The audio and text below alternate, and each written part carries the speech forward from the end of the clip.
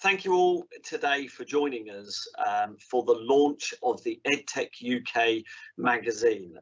Delighted to be hosting this launch from the heart of Devon, Broadcliff Community Primary School, where we have our own television studio, and we're able to bring together live events and mix them and stream them out. So we've had some amazing guests over the last year through our television studio, where we've been able to interview them and discuss with them some real EdTech innovations. So delighted today to invite Ty Goddard, who has been one of the brains, if I can call Ty you a brain, one of the innovators, one of the inventors behind EdTech UK. For many years leading the EdTech 50 Awards.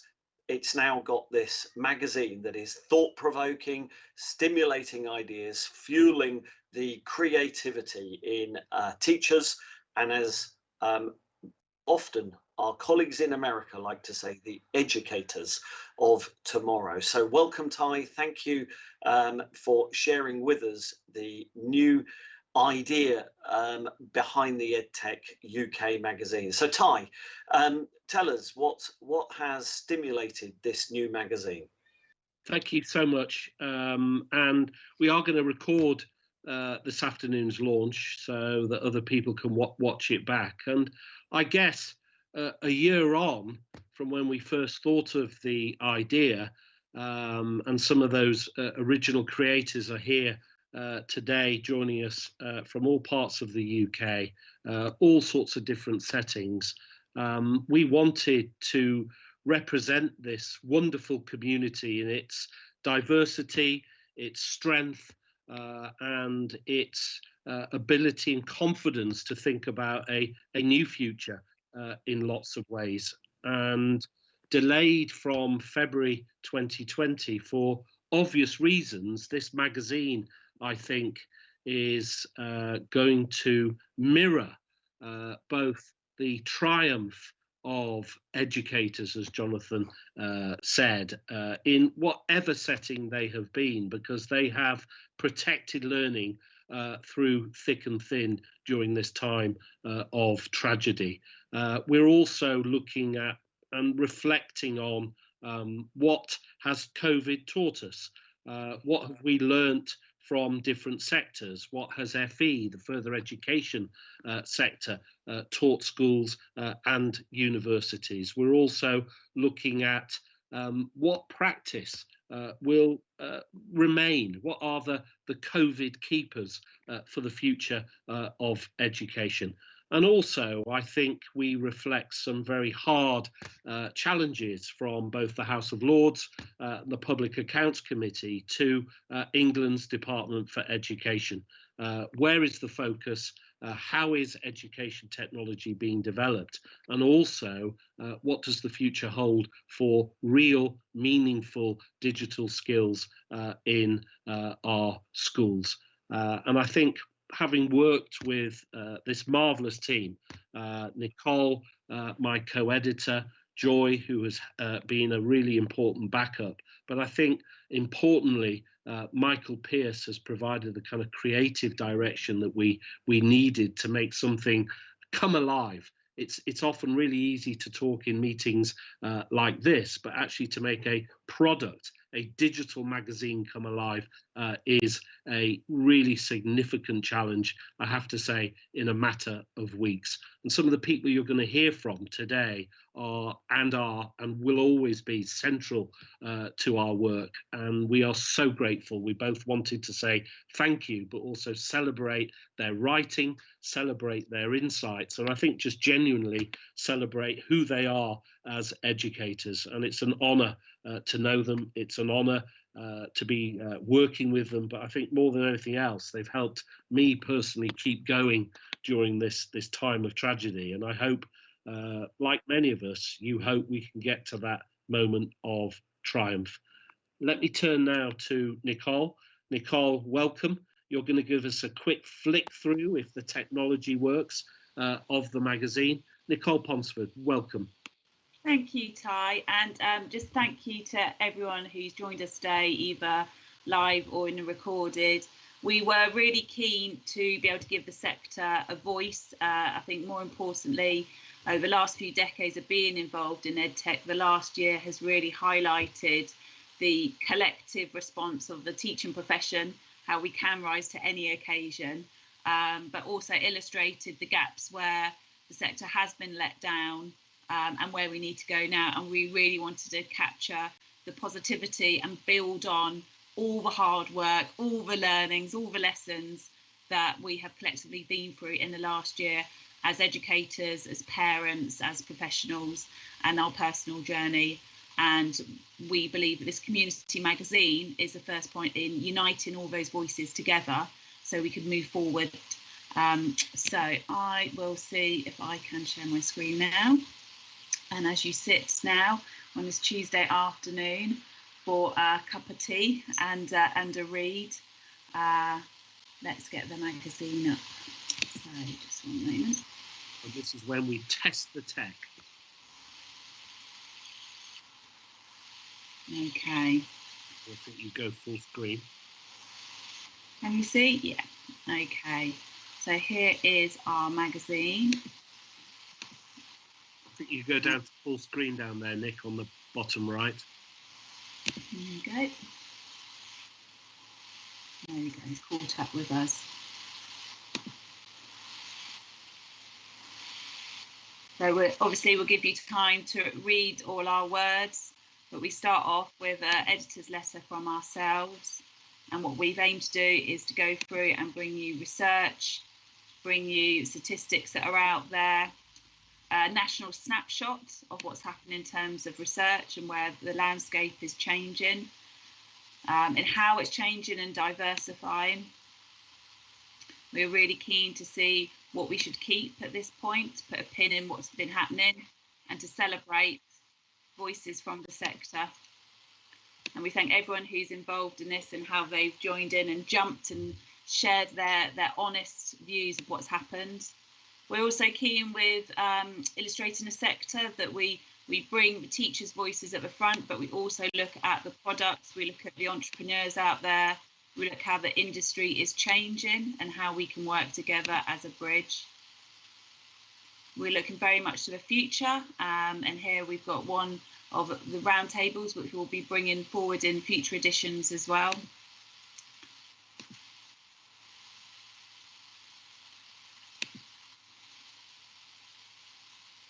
We do feel there's more to do. We've captured a few of the voices there from people on the panel that like Kaz Keep. It'd be interesting to see the feedback we get from this on social media and through our website as well. We really encourage everyone to give us feedback, tell us what we've done well, what you want to bring into this next time. A fantastic voice of the sector, Claire's here today to talk to us as well. And Kaz bringing us some hard-hitting truths with a little bit of comedy for it. And that's our magazine, our first edition. Back to you, Ty. And that feels, it feels almost strange to have got here, doesn't it? That kind of moment you go, here's the baby into the world. But we just felt Nick's official words, here's our magazine.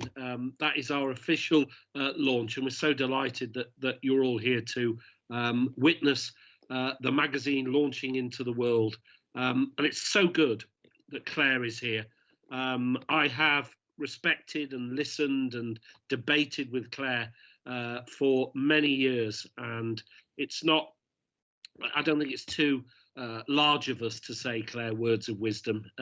We loved your interview, that kind of sense that you were learning, you were trying to change pedagogy as you were responding to the emergency. You were also saying, look, it's not just about the products, yeah, it's about the pedagogy, and that voice, that powerful voice of you you've been a leader in Wales, you've had a leadership principal role at the RSA Academy, and now school improvement across Oasis Academies Trust. Gosh, that's a lot of experience. Where do you think we are as a sector, Claire? I wish I could live up to that hype, Ty. Thank you very much. As a sector, I think COVID has obviously brought with it huge disadvantages to young people and their learning, and huge disadvantages to schools, colleges, universities. And I think we know that goes without saying. So I'm the voice here that's saying, well, actually, it's amplified. It's amplified some really bad things. I think it's really shown that disadvantage is entrenched. It's systemic in the education system, it's systemic in access, it's systemic in what we are prepared to finance for young people in order to give them a platform to the world. And it's systemic in that whole lack of understanding between sometimes the actual edtech sector and the teachers and the professionals who are utilising it. And I think that's where we get the, I'm passionate that we should be talking pedagogy, not platform. We should be talking access, not apps. And I think we really, really have to just thank COVID in a way for saying, well, we've now moved on from that, or we are trying very hard to move on from that. And I think the sector as a whole has ran really quickly to try and keep up. And I think I'll never forget sending home children with 3 weeks packs of paper copies of work to do. So here I am on an EdTech talk talking about sending 1,600 children home with 3 weeks of really uninteractive, uninspiring. And I say that as a person who signed off on it. And just sort of a little bit boring that we could have given them 200 years ago. And yet by the time that we were at the end of lockdown, 2 for schools, three for the country, actually we were delivering some really thoughtful, asynchronous, synchronous live lessons. We were using all sorts of facilities, edtech tools that actually supported teacher learning, supported children, supported assessment, supported workload. And we got there at pace, we got there in a real hurry, and mostly we got there in our front rooms with our children playing around us. So I think if we are going to say anything about where EdTech has helped, we should step back and give ourselves a massive clap on the back and to say this is where we can move to. One of the other things that it's amplified alongside all of that teacher learning is that absolute fact that we now are in a position that we don't say that young people are going to be always disadvantaged. We are in a position where we can clamour for more money, we can clamour for better centralised systems, where we should be saying if it's good enough in Scotland and it's good enough in Ireland and it's good enough in Wales, it's really good enough for England with their massive central machinery, to be looking at how they can provide things that means that no child is left behind. I really believe that if we as a sector are not supporting equality of opportunity, equality of access and equality of learning and outcomes for young people, we've done a massively great job. It is all about learning. I talked at the beginning, it's not platform, it's pedagogy. One of the things we did, and I think where online learning has been really successful, is to look at how we use what we're learning within the classroom in order to learn with at home. I think another lesson for us as a sector is, I think we now really do know it's got to be a mixed economy. It's got to be blended. One or the other can't work. And if we don't learn from both, and if we're not supporting the EdTech entrepreneurs to think about how we make that collaborative working and that interaction between people, and we don't utilize all the research that came really quickly out of China, then we've got something wrong. But really, I think we should be really proud of where we are. We should be really now saying it's not something to go back in the cupboard, or we get out a couple of our favorite apps from time to time and say that we're going to use it.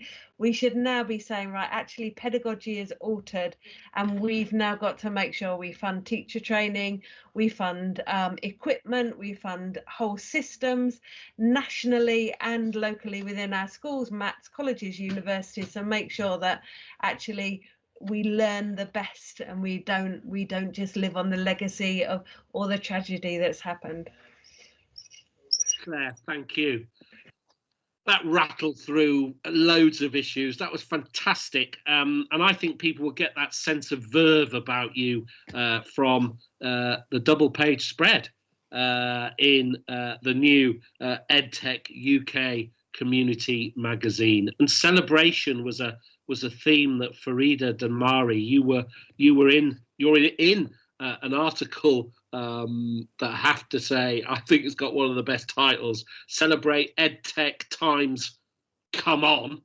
And I have to pause, obviously, for Nick. I think that was one of Nick's marvelous headlines there. How can you tell? I think she was listening to some Philadelphia sounds, I think, that night. And Farida, you talked about in there the partnerships that you'd seen when you were reflecting on the digital poverty and digital access that Claire had spoken about. You were particularly, I think you were really uplifted by what you'd seen, community, voluntary. You also highlighted a particular local authority. Do you want to tell us a little bit more about your looking back to look forward? Absolutely. So during the pandemic, I was working in Camden, and I just saw how different community organisations formed innovative partnerships with EdTech businesses and also with the local authority, and this joint collaboration really brought about some impactful work. So, for example, as you mentioned, many students are experiencing digital poverty, and through these partnerships, some students were provided, many students were provided with devices so they could access learning at home, which is fantastic. Also, the Young Camden Foundation partnered with Google to create a learning platform that young people could access to really enhance their learning. So there's just some fantastic things happening right now when it comes to cross partnerships between local authorities, EdTech startups, schools, local authorities, and it's really something to celebrate. And you love that partnership.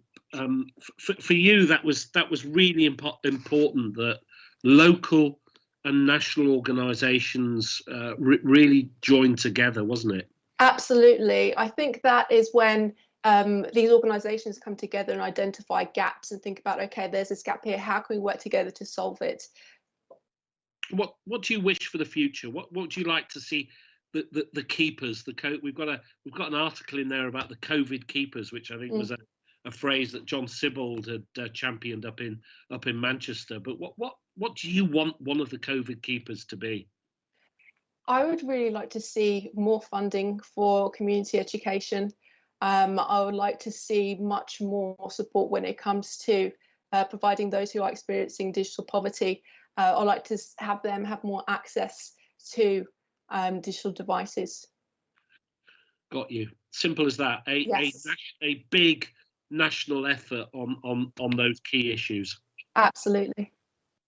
Thanks, Farida, and thanks for taking the time. And I know you've got lots on and taking the time to be a part of the EdTech magazine. I'm really happy to be here, and I'm really excited by the launch of this magazine. I think a lot of us educators are really going to enjoy reading and learning about one another's experiences and just continuing to foster that culture for EdTech. Thank you so much. And one person who was on here at about 1 minute past 4, making sure that her tech was working, and also I've got a kind of apology also from Abdul to you all. I think he was having Wi-Fi problems, and I think I may be having the same at the moment. But he's having Wi-Fi problems trying to join us from Bolton. But Kaz, you talked about the hidden voice of teachers, and that this magazine is going to actually make that voice much larger and bigger across the country of EdTech. And you've also written an article that I've probably read now about 8 times, and it still makes me chuckle. Not just the amount of sins that you admit to. That's why we've obviously headed the your article, your column at the back, sinful, but also, you know, there's various comments about hot priests. They are totally irreverent. and clearly we don't back those comments editorially, but there are so many sins out there, Caroline Keep. There are, and I don't think I'm actually finished with all of my sins of education, although I'll probably, you know, for the next time I write for the Edtech magazine, I'll probably write something slightly different. I just wanted to explore this idea of how we actually think about how we judge EdTech and how EdTech is actually produced in a way that's useful for teachers, because that, you know, that first sin, you know, the sin of baffled at CPD, you know, I have no understanding of what your tech actually does or how I even use it, is so relatable as a teacher. I think I must have done that absolutely a million times. So you've got this kind of relationship with EdTech where you really want to use it, and it's incredible when it works, and when it does what you want it to do, it's brilliant and we love it. And then quite often you sit there with this baffled face on you thinking, how do I use this and how does it improve my progress? So I just wanted to just sum it up into just a few words, you know, and a few sins that would be easy to recognize, not only for educators but for developers in EdTech.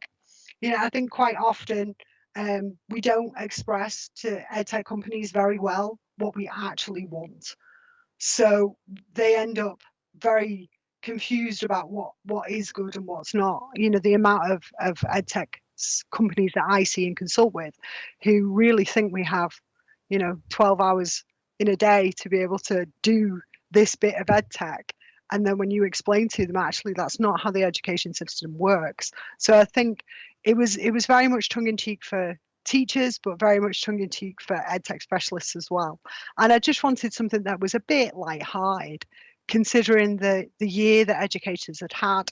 I'd spent a lot of the year with everybody else on the panel working quite behind the scenes with the EdTech Educational Forum, and we just got to this point where we collected so many stories about educators desperately trying to overcome the challenges they were facing this year. So I thought maybe a bit of lightheartedness might do us all a bit of good. At least we could, you know, either identify or recognise a few of the sins, and then at least have a giggle about them. And why do you dislike robotic tail wagging dogs? I just dislike any tech that isn't designed for EdTech that is squished into EdTech. So quite often I'll get companies ask me to look at a particular product or come and discuss a product. And then when you do, it's like, well, we didn't design this with EdTech in mind, but we're going to sell it to EdTech. You know, we're going to give it to education. Can you make it fit? And really, that's the wrong way to go and develop a project for education. What you really need to do is have it very clear in mind what problem you're trying to tackle in education. You know, we want X, Y, and Z, not A, B, and C. So when you bring me B, I'm going to tell you it doesn't work. So, and I think that's why I dislike the robotic dogs. It's great if you want to buy them for your kid, and that's fine, you know, but to then say, this robot will then achieve this for you, and then actually it's not mapped to the curriculum, it's not worked out to the system, it doesn't have any teacher plans with it, it's had no teacher expertise on it, you know, is just, I want more. So I want more from EdTech, give me more. And then that way we can have EdTech really truly work for us. Because at the end of the day, if you're an EdTech company, then your ideals should be aligned with us, getting the best for children educationally, you know. So you know, I loved Claire's comment just then, pedagogy not platform. You know, I want the pedagogy up front. I want that idea of learning up front. I don't want it brought to me, you know, after you've designed a product. So it is a very tongue-in-cheek one, but it has a very real message to it. And I was just saying to Nick as we just started, when I come in very early, I think really, you know, I'll probably write another one that's teachers. What are our sins? You know, what kinds of things do we do with EdTech that is probably not ideal? You also suggested that teachers shouldn't hide their light. That was a sin, you said, hiding your light under a bushel and not celebrating. Yes, we all do it, which is why the Edtech magazine is so crucial, because we really do. There's always an EdTech specialist in your school, and they are slogging away in darkness, providing everything for everybody. And they're in a little corner somewhere, and you know that they're making this amazing things going on. But then, and if you need them, then you tend to roll out the person who deals with EdTech and then roll them back.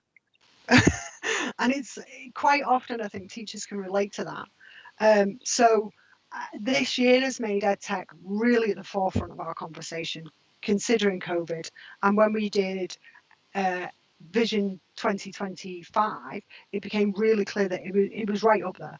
So everybody can see now how important it is to have these technologies. So when you're doing something excellent, everybody needs to know about it.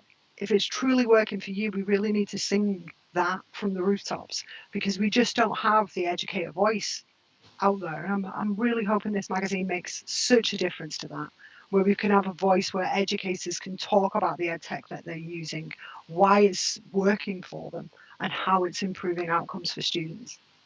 There's a really good page that I think you'll like in the magazine by James Kieft, Kieft, James, who has a very simple page on feedback and how EdTech can be used for all sorts of different types of feedback, all very powerful. So what we hope to develop is that whole aspect of professional development as well. Nick, did you want to pop in?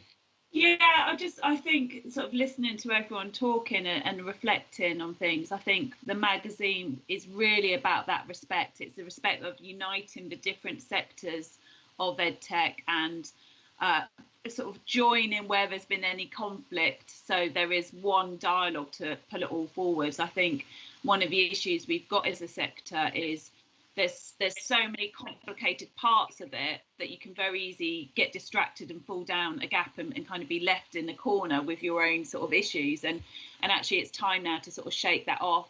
I think we need to sort of look exactly what the panel have been saying. We need to look at the broadband, the devices, and then the training on top of it. We need to make it more accessible. That's something we haven't talked about today, and I know we're going to look at more in the magazine. We need to make it more future focused, as well as thinking about the sort of economic side of the UK, the fallout of COVID and how automated things are moving and all of those. So even though the magazine feels quite full and the feedback we've got that it is quite full, there's so much more, and I really would urge anyone sort of watching to help us with that voice, to share this out on social media, get everyone signing up, and also coming to us with ideas of what you want in this, because Ty and I really believe this is a magazine for all of us, and we want your voices in it because we've got so much respect for you all. And you were very keen when you wrote who the magazine was for. You were, it was for app developers, it was for technicians in schools, often forgotten support staff, range of educators. We don't just want to look and learn lessons just from schools. We want to look cross-sector. It seems to have been well received today, and we've only just launched it. We're going to try and get it out to all UK schools. We've also had feedback from the Scottish department already, who are really interested in the magazine. It's going to go to Wales too, Claire, so you'll be pleased with that. And I think there is so much to learn. Like we've had Northern Ireland has got in touch with us, some Northern Irish teachers today, celebrating what they've been achieving over there during lockdown, and I think it's got a future, Nick. I think so too. Shall we thank our lovely panel? So sorry that Abdul couldn't be with us. What with all the challenges in Bolton, they had to add Wi-Fi to it as well, and that's a real shame. I would have loved to have heard his perspective from Shobi, and also his close involvement with Olive Tree Primary School up there. But thank you so much, Farida. Thank you so much for being part of this journey. We really, really appreciate it. Claire, as well. I think you surpassed the hype of my introduction. I think I was rather undervaluing your input, and I'm so sorry for that. Caroline, you make us laugh you challenge us. I can't wait to see what you will do with data. And if you need help from me, myself, I'm really happy to help you in the future if I can only understand what you mean when you talk about data. But as you said, people who don't understand it don't have to create the tools, but at last educators are getting involved in data. And that is absolutely key. And obviously, last but not least, my co-editor, and it's a lovely thing to say. I used to say co-founder for a number of years with a very handsome chap called Ian Fordham. And now it is fantastic to have a co-editor. And we're still talking at the end of issue 1, and I think that's a major plus. We both feel energized by this journey and energized by you as a panel, and all of the people that are watching this live and unrecorded. Thank you so much. Let's get this magazine out to as many hands and as many people as we can. And it is about respect for the sector, because we've got to start behaving like a sector. And I'm with Claire. We've got to shout a little bit louder and with a little bit more focus. So thank you so much. The baby is officially launched into the world.